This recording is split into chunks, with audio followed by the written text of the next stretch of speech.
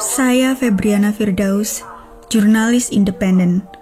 4 tahun lalu, saya menyaksikan kelompok aktivis perempuan menyemen kakinya di depan Istana Negara di Jakarta.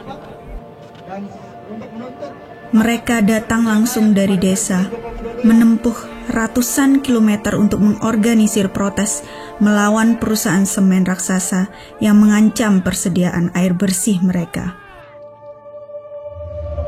Cerita tentang perjuangan komunitas melawan perusahaan cukup jamak di Indonesia. Kehidupan orang-orang di daerah terdampak oleh perusahaan-perusahaan yang mengeksploitasi kekayaan alam di wilayah mereka, bahkan dengan dukungan pemerintah. Tapi mereka melawan, hingga menghadapi represi masif dari negara.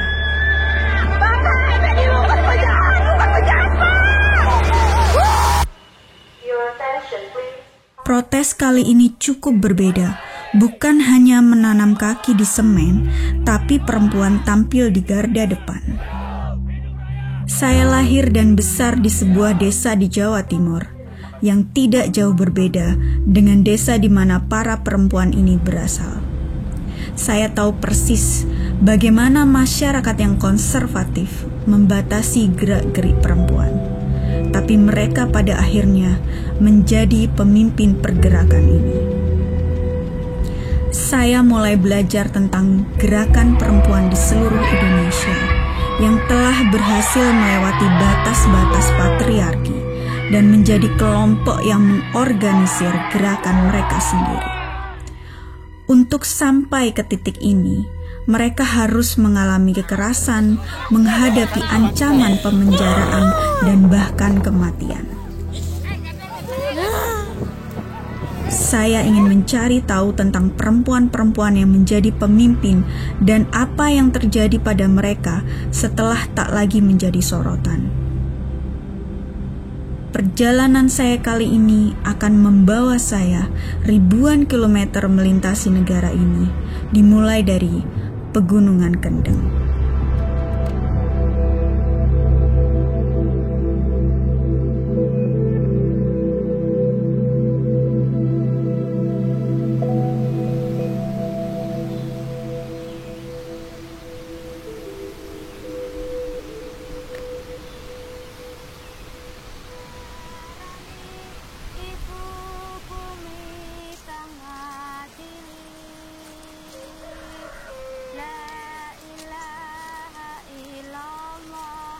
Al-Malikul Hakul Mubin Muhammadur Rasulullah Sadiqul Wadil Amin.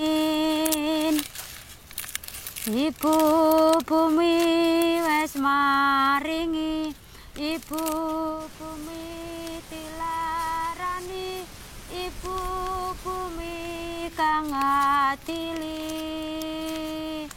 La ilaha illallah Al-Malikul Hakul Mubin Muhammadur Rasulullah Sadiqul Wadil Amin.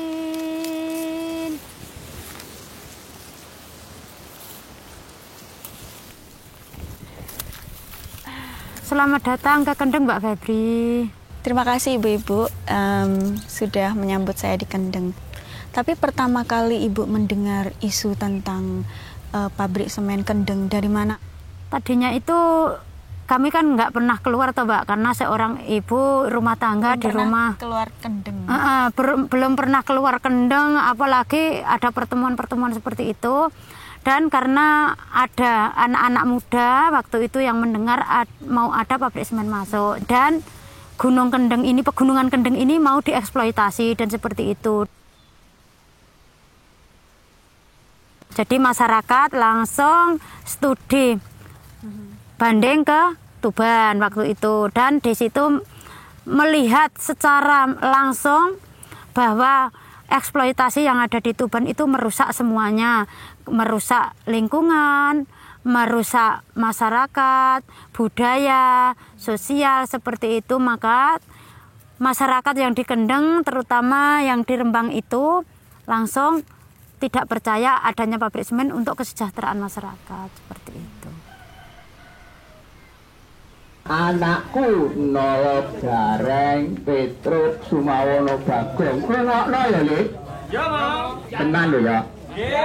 Iki wigati katone ndek sore para ibu asli padha ngkon beras sing wis ditengeri temon banyu jebule ya umbah beras.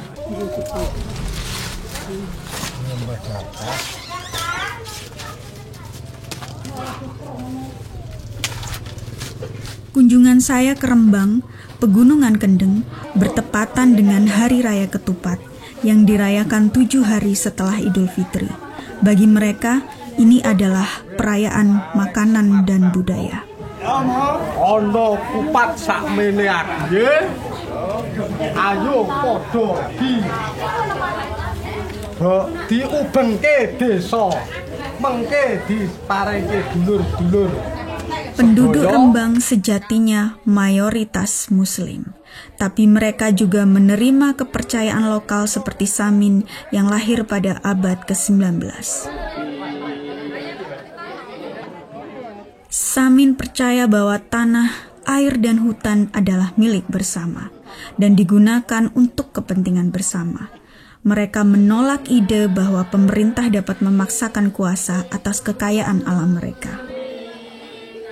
Samin juga punya sejarah tradisi perlawanan yang panjang, seperti perlawanan pabrik semen di mana perempuan berada di garda depan.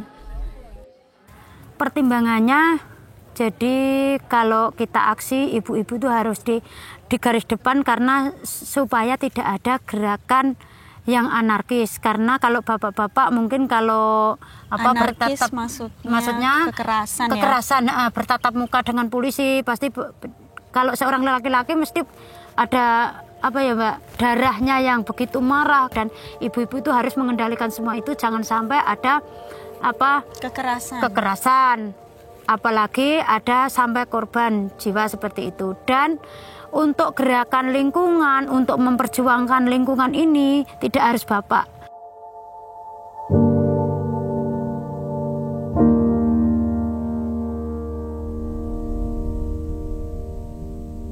Pada Juni 2014, ketika pembangunan pabrik dimulai, sekitar 100 orang perempuan berdemo di lokasi.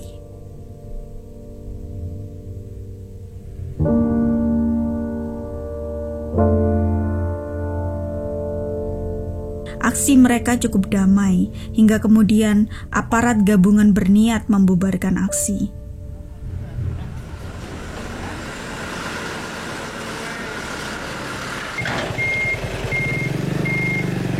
Tapi para perempuan ini bergeming. Mereka bertahan di lokasi selama beberapa bulan.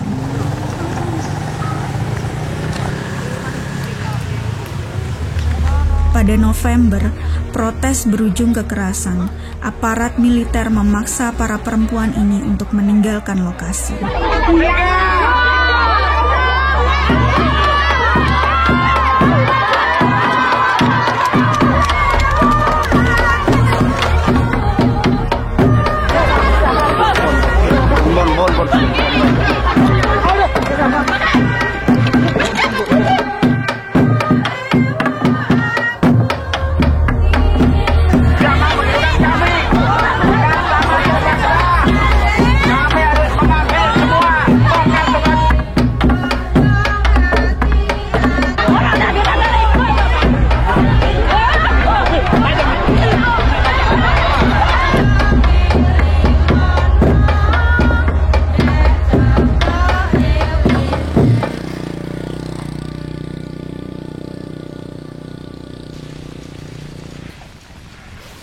Walaupun ada kekerasan dari aparat, walaupun ada kekerasan dari preman atau aparat apapun ya Mbak, tapi kita tidak pantang menyerah, kita terus maju. Karena ini untuk anak cucu kita yang akan datang. Kalau itu semua akan rusak, kita yang akan tanggung jawab.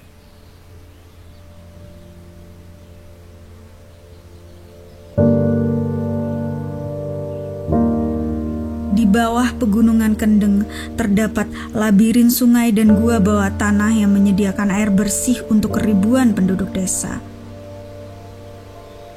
Orang-orang menganggap gunung sebagai ibu bumi mereka yang memelihara dan bahkan mencukupi kebutuhan air untuk lahan pertanian mereka.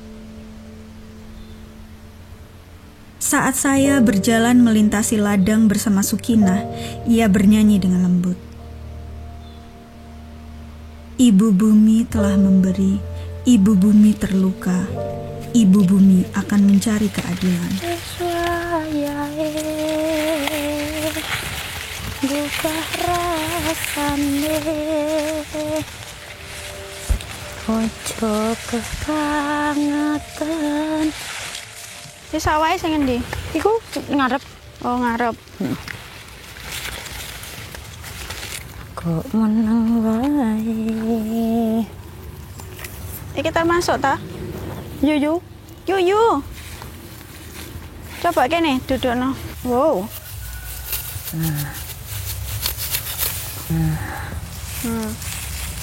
Terus ki nang kok dipangano nang Dipakakno ning sapi. Dadi nek akeh iki kan iso ditali terus digendong nek wong wedok. Nah, nek wong lanang nek bapak kan iso dipikul. Kalau Tapi nek misale tak pikir yo kalau misale wis nandung Pak Ari kalau nandur sing lain. Oh. Lah iku jenenge ditumpangi. Iku jenenge ora wong tani tok. Nek wong tani kudu diratani apa-apa kudu ana lombok, rempah-rempah mergo wis diarani tani, kudu diratani kabeh sithik-sithik. Resik dadi asrana waras lan cukup nyelametke ibu bumi. Festival berlanjut hingga malam. Sukinah memimpin sekelompok perempuan membawa obor bambu ke sebuah sumur. Mereka menimba air dan melantunkan sebuah lagu penghormatan untuk menghormati ibu bumi yang telah menyediakan air bersih secara cuma-cuma.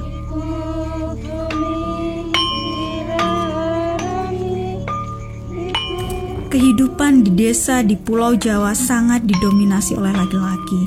Tetapi di Kendeng, saya melihat perempuan punya wadah untuk mengekspresikan diri. Mereka punya suara, mereka bahkan menjadi pemimpin.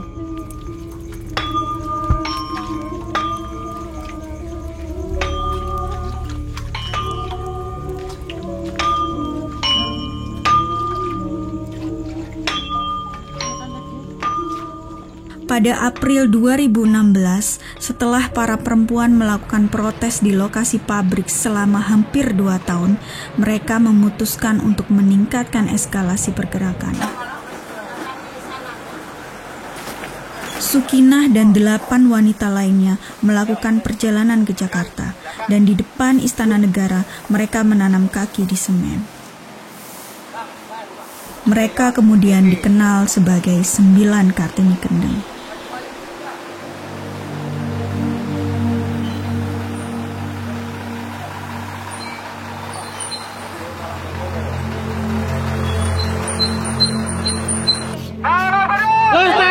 Pada Agustus 2016, Presiden Joko Widodo akhirnya setuju bertemu dengan Kartini Kendeng. Ia berjanji akan membekukan proyek tersebut. 2 bulan kemudian, Mahkamah Agung memutuskan bahwa izin lingkungan untuk proyek tersebut ilegal dan harus dicabut. Salam Kendeng, lestari! Namun proyek itu tetap berjalan. Bagi Kartini Kendeng, ini bukan titik terendah perjuangan mereka. Hidup! Hidup raya! Hidup!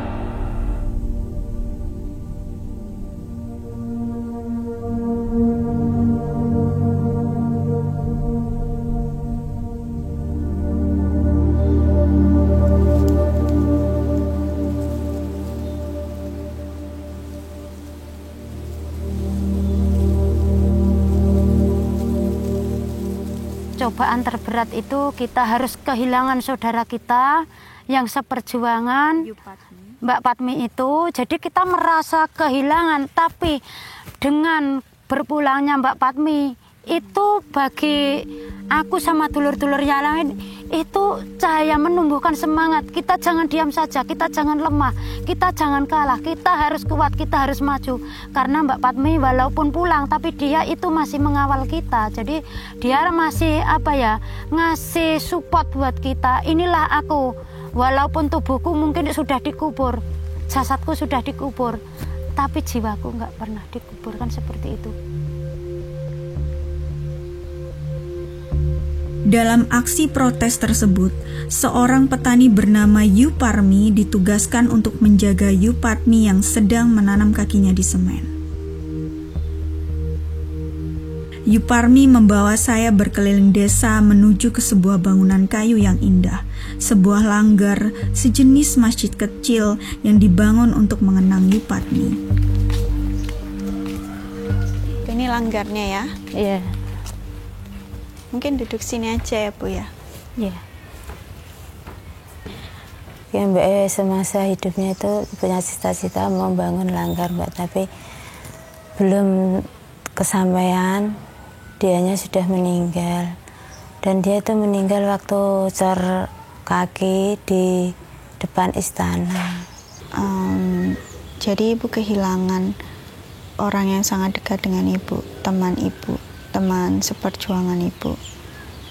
Ya berbeda, nggak ada temannya Mbak, nggak ada teman untuk bicara, Teman untuk dia ngomong, satu-satunya. untuk curhat. Dia tuh kalau mau kemana itu bilang gini Mbak, nak kowe ora mangkat, aku ya ora mangkat. Tapi dengan dibangunnya langgar ini Ibu merasa sudah memenuhi keinginan Yupatmi selama ia hidup. Ya sudah. Ada sedikit perasaan lega. Ya kalau dibilang lega ya sedikit lega lah Mbak, tapi ya gimana namanya, kita kan ya tetangga tapi sudah saya anggap saudara. Kalau ingat itu ya masih sedih lah, kehilangan teman gitu. Teman paling dekat sekali. Iya.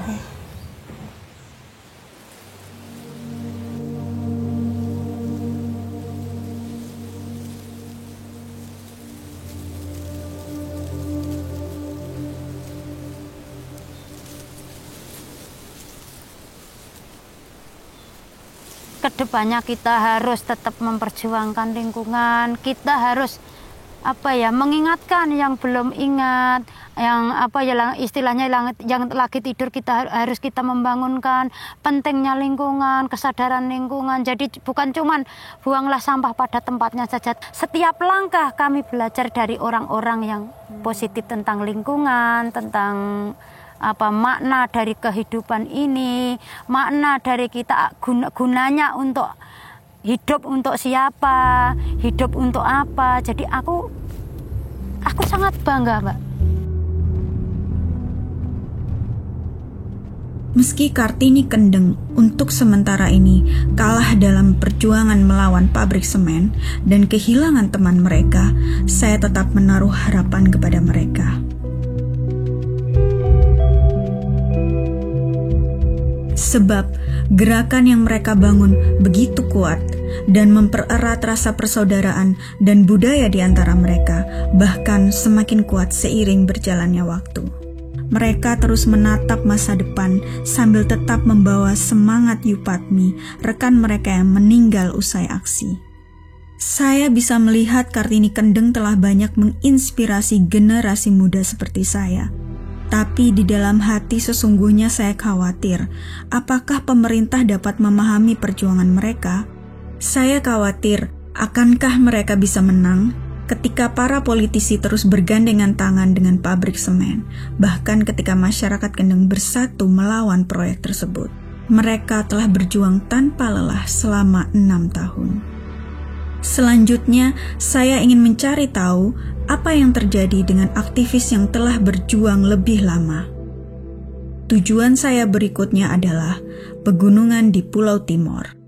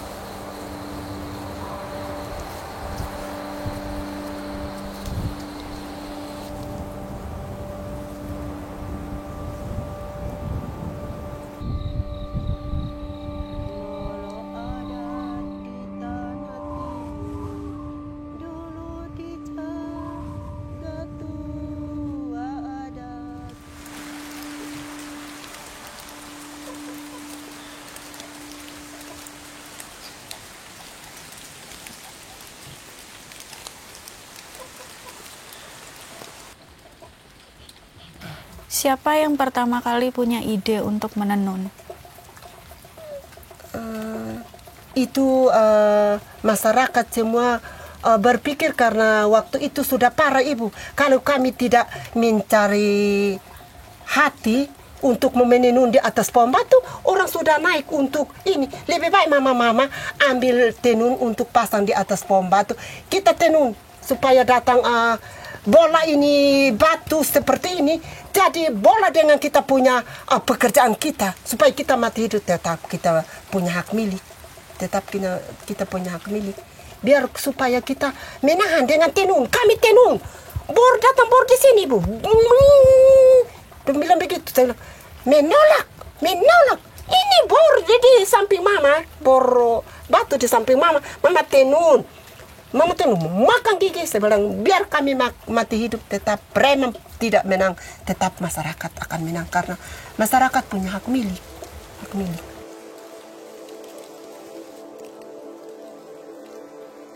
Lodia mengatakan kepada saya bahwa perusahaan tambang selalu dilindungi oleh polisi dan preman. Selama pendudukan, para perempuan mengalami serangan dan kekerasan.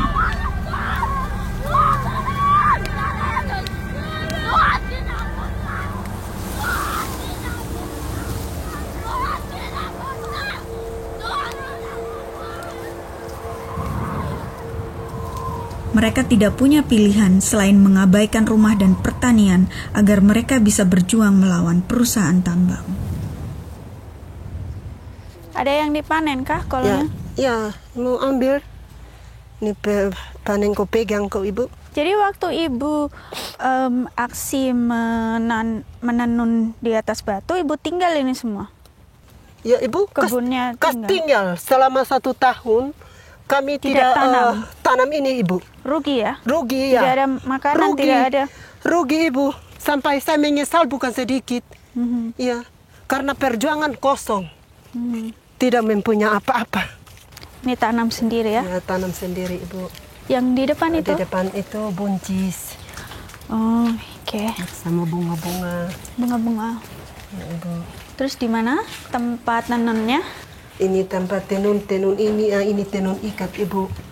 Ini yang dibawa waktu itu ya? Waktu bawa ini kas duduk di atas pohon batu, baru mama dia pematan sandal seperti ini, baru mengambil benang untuk sambil mengikat-ikat di atas pohon batu ini.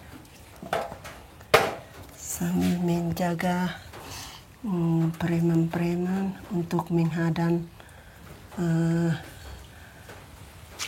preman sambil mama bekerja tenun ini, ikat-ikat ini di atas.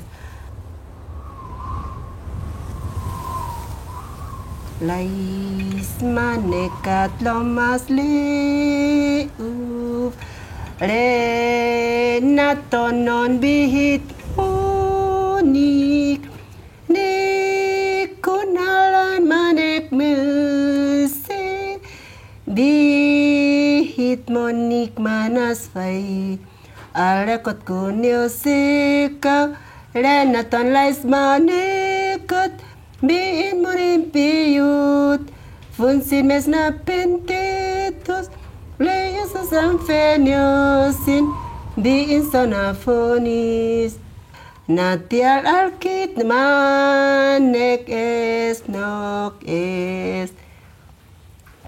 Artinya apa Bu lagunya? Ya. Artinya apa lagunya? Artinya mama-mama baku sayang supaya kita menghadang sampai tanah kita kembali. Moncong senjata sampai tanah kita kembali.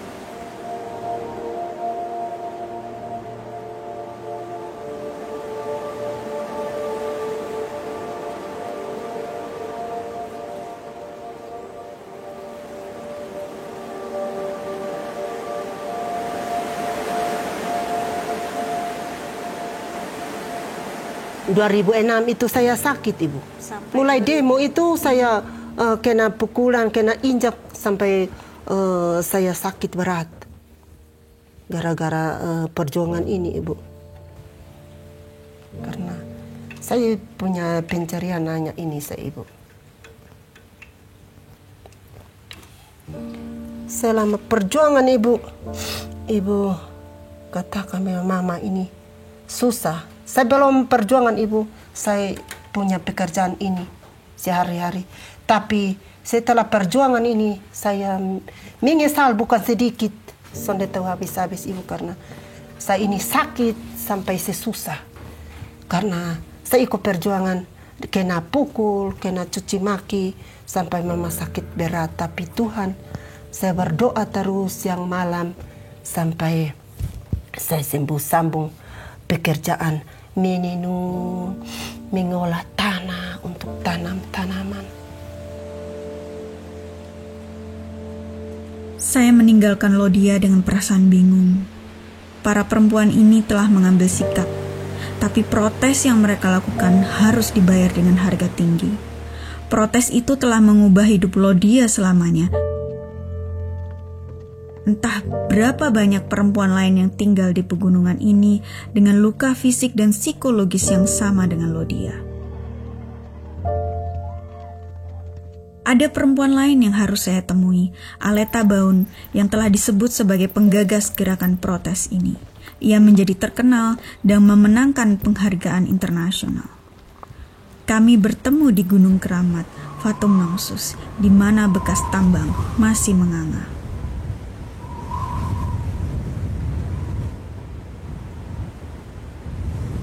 Saya dengar posisi Mama sebagai salah satu anak kepala suku atau apa yang membuat Mama lebih bisa menyampaikan pendapat ke masyarakat dan kemudian mengajak mama-mama yang lain, atau seperti apa? Iya, saya tidak menyangkal bahwa saya anak dari kepala suku, betul. Nah, tetapi karena saya tidak sebagai laki-laki, maka saya tidak diberi mandat untuk menguasai toko itu. Saya karena perempuan, jadi perempuan biasa mereka tidak memberi mandat. Nah, tetapi ketika saya berjuang untuk melawan, mereka juga mengakui bahwa pada masa kini mandat itu akan datang kepada perempuan atau laki-laki sama. Nah, sehingga saya berhasil untuk merangkul mereka dan kita bisa berjuang untuk melawan tambang.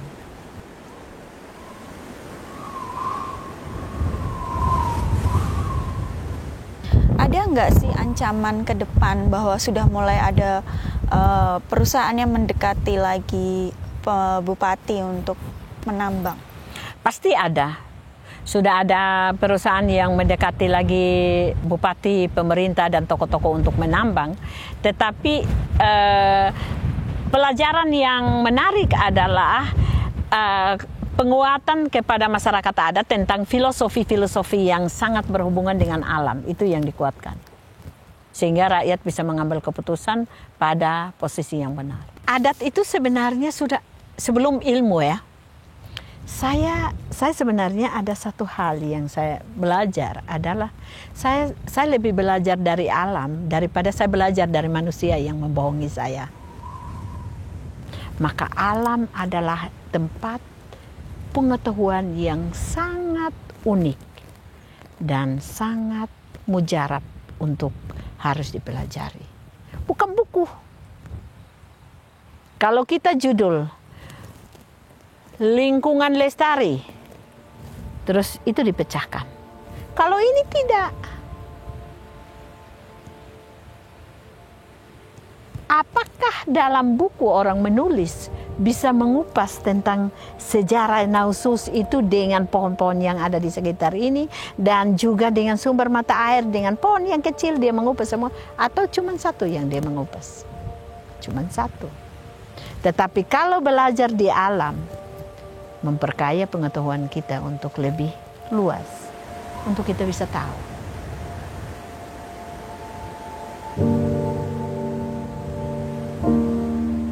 Menurut Aleta, masyarakat Molo seharusnya hanya menjual apa yang mereka hasilkan. Mereka tidak bisa menjual sungai, tanah, atau gunung. Saat ini, ia, Lodia, dan perempuan lainnya masih menganut filosofi tersebut. tetapi mereka tidak bisa menghindari orang-orang lain yang menganut filosofi hidup yang lain. Salah satunya adalah rela menghancurkan alam untuk kepentingan finansial mereka. Hubungan orang Molo dengan alam begitu dalam sehingga mereka rela mempertaruhkan tubuh mereka untuk menyelamatkannya. Aleta percaya bahwa dunia telah cukup berubah sehingga seorang perempuan dapat bangkit untuk memimpin sebuah gerakan sosial, dan ia benar. Tapi satu hal yang tidak berubah, kekuatan yang menghalangi mereka telah menggunakan segala daya untuk menggagalkan gerakan perlawanan ini.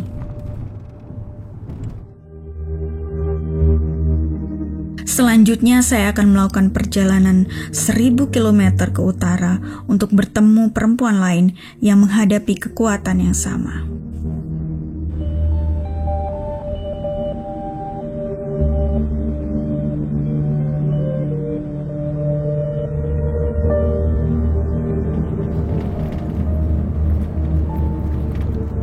Ini terpencil sekali.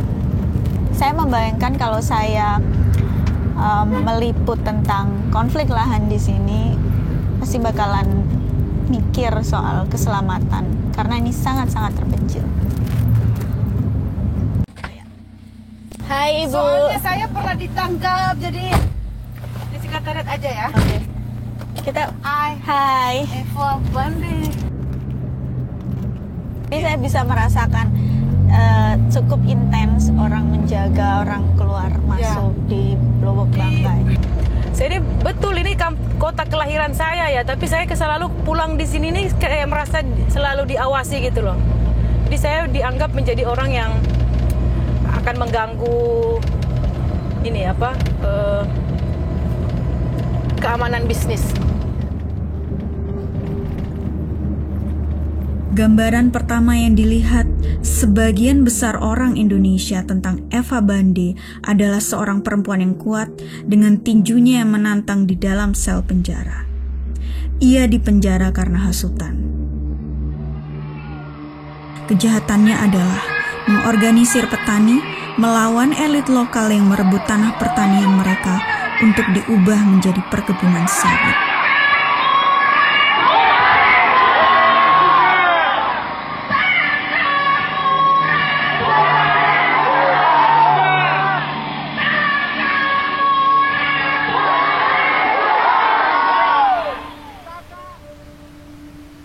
Saya memintanya untuk membawa saya kembali ke desa Piondo untuk menunjukkan di mana semuanya dimulai. Serikat Petani Piondo. Sekretariat. Ada Balai Pejuang Tanah Airnya, itu tempat pertemuan. Di sini juga ada sekolah. Terus kami punya sedikit perpustakaan dan apotek nutrisinya di sebelah sana. Bohongan itu. Kalau masih ada satu dua orang yang masih mempromosikan, bohong. Nah, kita masih ada aktivitas yang harus dilahirkan. Menonton Eva bersama orang-orang di Piondo, saya dapat melihat bagaimana ia telah menginspirasi mereka. Ia punya bakat alami menjadi pemimpin. Orang-orang tertarik pada gagasannya. Aktivitas yang harus dilahirkan sehingga bisa dibilang bahwa Eva membawa saya mengunjungi lahan pertanian tempat ia memimpin penduduk desa melawan aparat negara yang mengawal perusahaan sawit. Areal ini cara mempertahankan adalah mendudukinya adalah mereka berkebun di areal ini sebagai bentuk pertahanan kaum tani atas gempuran ekspansi modal lewat hutan tanaman industri maupun ekspansi kelapa sawit oleh perusahaan ini.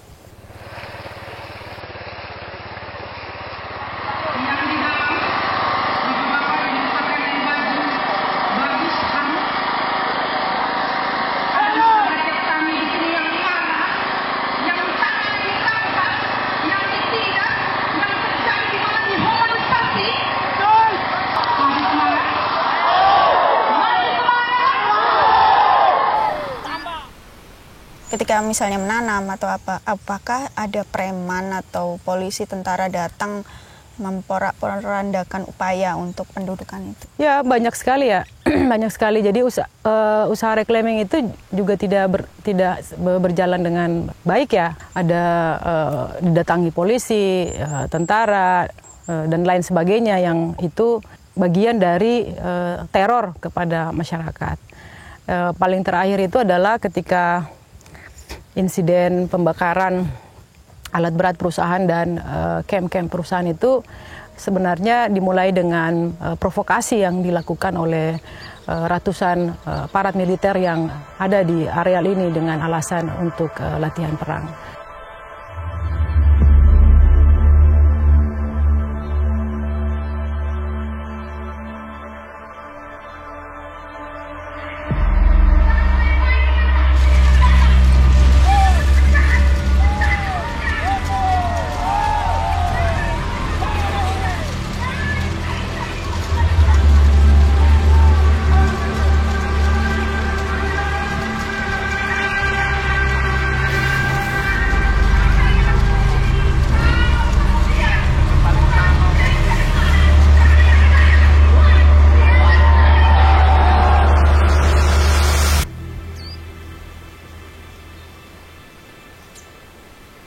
Ketika 2010 eskalasinya tinggi di bulan Mei, kemudian terjadi operasi penangkapan dan itu kemudian membawa ketakutan lagi di warga karena suami dan anak-anak mereka ditangkap pada malam hari, mereka dipenjara dan seterusnya.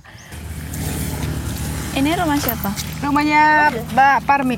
Mbak Parmi ini siapa? Ini rumahnya salah satu petani yang ditangkap malam hari oleh kepolisian yang ketika penangkapan itu salah tangkap dan ini rumah orang tuanya. Assalamualaikum. Assalamualaikum.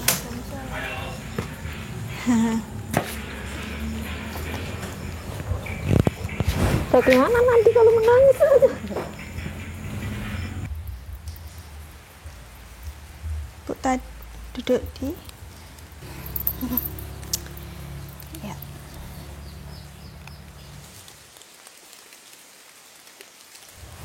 Jadi waktu Nuril ditangkap, Ibu ada di rumah. Iya, tahu-tahu saya kan malam-malam masih tidur, Mbak. Jam 4 saya masih tidur, anak-anak masih tidur semua. Tahu-tahu ada orang ngetok pintu, orang kalau nggak salah orang 8 itu. Terus Nuril ditarik bawa keluar, terus disuruh dikasih kertas, disuruh tanda tangan, terus langsung dibawa. Saya kan belum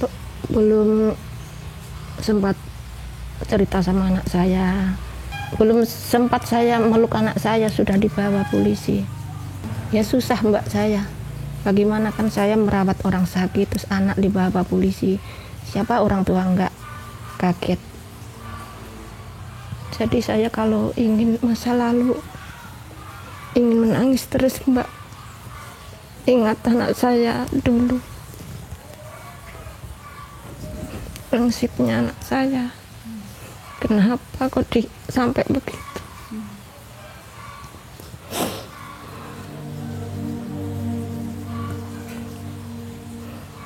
Kalau sekarang dibuka lagi saya ingat, tambah ingat.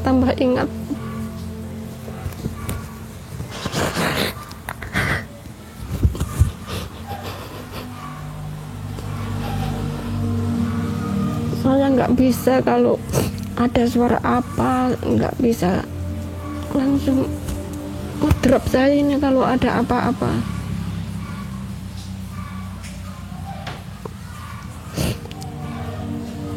Kalau yang lalu sudah lalu, jangan dibuka lagi ya.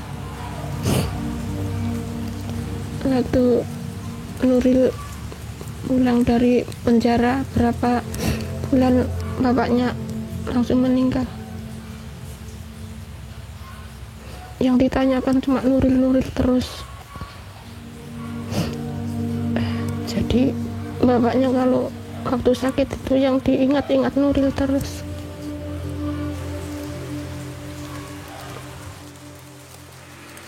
Penangkapan para lelaki di Piondo bersama Eva berdampak besar bagi para perempuan. Mereka ditinggalkan para suami dan harus menafkahi keluarga mereka sendiri. Beberapa mengatakan kepada saya bahwa mereka tidak punya cukup uang untuk memberi makan anak-anak mereka. Tapi itu juga menjadi momen pemberdayaan. Saya belajar bahwa dengan bantuan Eva, mereka membentuk koperasi untuk saling mendukung dan menciptakan peluang penghasilan baru. Lahir dari perjuangan, koperasi terus membantu meningkatkan kehidupan para anggotanya. Permisi Ibu-ibu. Ya. Boleh gabung ya? Ya. Silakan Bu. Jadi ini bikin apa Ibu? Bikin kurkuma penambah nafsu makan. Jadi selama perjuangan organisasi ini, koperasi ini sudah banyak membantu untuk uang transport ya Bu ya. Uang apa lagi Bu? Yo yang dulu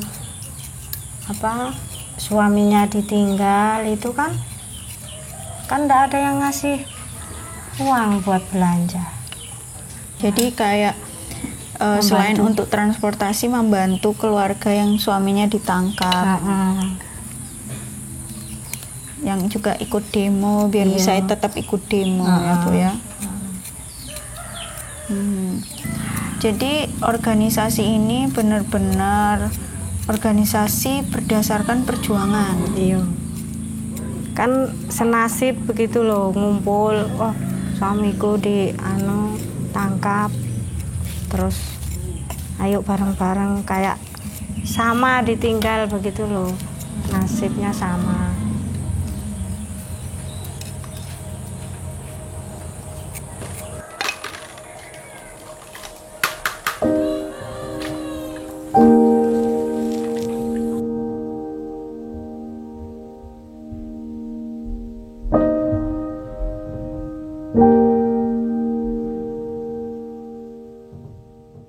Bagaimana saat itu menjelaskan kepada anak-anak?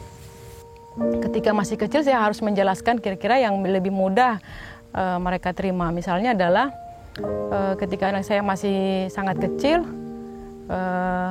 itu TK ya, ibu ini di mana? Karena itu banyak terali besi ya. Terus dia datang besuk saya, ini sekolah, ibu lagi mengajar di sini. Jadi, tapi dia kemudian ternyata saya dapat informasi dia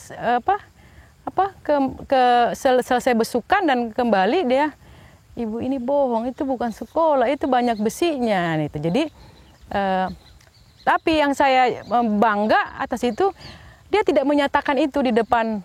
Jadi pengertian yang dengan umur segitu menurut saya itu, ya saya mendapatkan anak-anak yang luar biasa yang dianugerahkan oleh Tuhan. Itu selain itu adalah tentu kita berserah diri kepada Yang Maha Kuasa, semuanya tentu sudah ditentukan dan kami meyakini ini adalah kebenaran. Kami yakin dan satu saat pasti selama terus diperjuangkan, saya kira kebenaran akan hadir. Presiden Joko Widodo memberikan gerasi kepada aktivis yang kerap memperjuangkan hak petani Eva Bande. Eva dibebaskan dari penjara pada tahun 2014 ketika Joko Widodo yang baru terpilih menjadi presiden saat itu memberikan gerasi. Pada hari ini juga telah saya berikan gerasi kepada aktivis perempuan. Beliau bernama Ibu Eva Susanti Bande, Bu Eva Bande. Saya ini salah satu dari ribuan orang yang ditangkap ya, yang ditahan. Saya kira ada banyak kaum tani, para pejuang agraria yang keluar masuk dalam penjara. Saya kira itu banyak di berbagai tempat. Kebetulan saja gongnya itu ada di rejim Jokowi ya. Ini tantangan bagi kita para aktivis agraria, para pejuang agraria yang berada di lapangan agraria yang berhadapan-hadapan dengan modal yang tentu kalau berhadapan itu kan tidak hanya perkataan ya, karena itu bisa face to face, bisa bentuknya teror, dan itu harus memang mentalnya harus kuat. Makanya watak dari reforma agraria itu harus yang sendiri menjadi bersama. Itu adalah bagian dari mengusir ketakutan menjadi kekuatan di situ.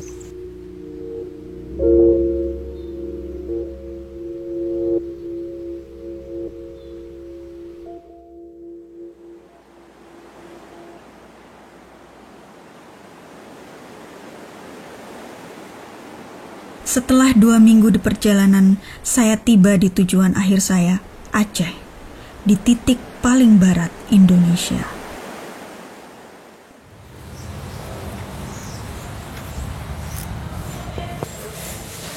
Selamat siang. Gimanakah Kakak Wiza? Bisa. Saya ingin mendiskusikan hal-hal yang telah saya pelajari dengan aktivis perempuan dan teman lama yang juga menginspirasi saya. Kali ini umurnya sebaya dengan saya. Selamat datang di Aceh. Terima kasih. Kemana aja selama ini? Cerita dong. Saya bercerita kepada Wiza tentang perjalanan saya ke Kendeng, Molo, dan Luwuk Banggai. Saya bertemu dengan perempuan-perempuan luar biasa yang tidak lelah menjaga kelestarian lingkungan, hingga salah satu dari mereka harus meregang nyawa.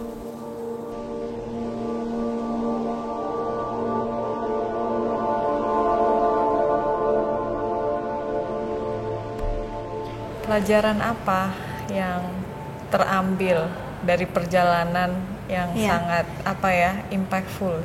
Ini adalah bukan soal hanya 9 Kartini Kendeng saja, atau hanya seorang Aleta Baun aja, atau seorang Eva Bande aja, tapi ini soal komunitas, dan ini soal semua perempuan yang terlibat di situ. Fokus perjuangan itu pada kelompok, siapapun yang dapat spotlight atau apapun, itu penting untuk menggarisbawahi bahwa ini adalah perjuangan kelompok, dan itu untuk kita perempuan muda itu suatu, menurut aku, bekal untuk kita ke depan berjuang di isu lingkungan.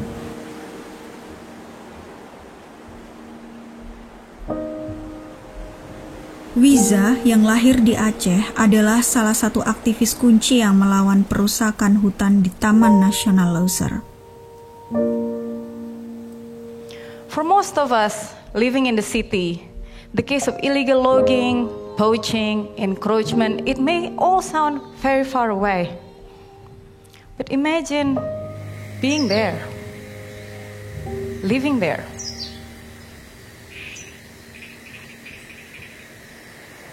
Ia meneliti, menggandeng media, dan menggunakan upaya hukum untuk mendorong pemerintah melindungi Lauser yang merupakan jantung paru-paru dunia. Jadi kamu sehari-hari kerjaannya masuk hutan atau gimana? Aku sih pengennya kerjaan sehari-hari masuk hutan ya. Tapi kenyataannya pekerjaan melindungi hutan itu seringkali terjadi di ruang rapat, terjadi di ruang sidang, dan terjadi di depan komputer.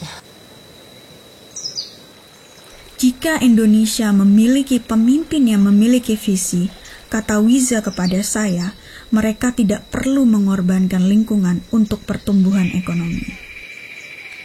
Kalau kita keruk gunung sekarang, kalau kita tebang hutan sekarang, dampaknya dalam waktu singkat kita akan punya banyak uang. Tapi dalam krisis air. Iya. Itu sama itu waktu di Molo sama Kendeng, dua-duanya ancamannya krisis air. Karena memang itu karsnya mereka toh, tempat nyimpen air. Iya, kenapa ya orang nggak mikir, orang jadi pakai galon? Iya, tapi kan lagi-lagi yang menanggung biaya membeli air itu adalah si ibu yang harus bikin budget keluarga, bukan si bupati. Ya, apalagi perempuan pagi-pagi bangun yang dia sentuh pertama kali air. Iya, jadi seringnya beban pikiran, beban emosional, dan juga beban finansial ada di si ibu. Terus juga kita lihat banyak, karena sebenarnya masyarakat kita ini kan tidak pemerataan derajat antara laki-laki dan perempuan itu belum menjadi sesuatu yang umum. Perempuan punya peran yang sangat besar untuk memajukan ekonomi, untuk melindungi lingkungan. Bahkan kita menggambarkan bumi saja sebagai sosok perempuan, ibu bumi.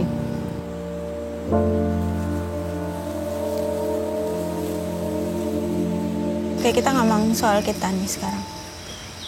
Menurut kamu, apa yang bisa aku lakukan sebagai seorang jurnalis? Menulis. Enggak, maksudnya kan pasti ada angle-angle-nya. Karena apa sebenarnya yang belum di-cover oleh media? Sebenarnya gini, aku kan seorang storyteller. Iya, to tell and retell the story. Karena pada akhirnya perjuangan melindungi lingkungan itu adalah sesuatu hal yang mungkin tidak akan pernah habis, tidak akan pernah selesai. Apa yang dimulai oleh Kartini Kendeng, apa yang dimulai oleh Eva Bande, apa yang dimulai oleh Aleta Baun akan terus berlanjut ke generasi-generasi berikutnya. Kita semua tuh berharap ya kita lakukan aksi sekali, kemudian masalahnya selesai. Gini, kalau menurutku yang bisa kita lakukan adalah mengamplifikasi suara-suara dari para ibu-ibu ini. Ada lebih banyak Kartini Kendeng, ada lebih banyak Aleta Baun, ada lebih banyak Mama Yosefin yang mungkin kita tidak pernah dengar. Belum kita explore. Mereka ada di mana-mana, kita cuma belum tahu. Ketika kita punya pengetahuan itu, kita amplifikasi suara mereka, kita bagi cerita mereka.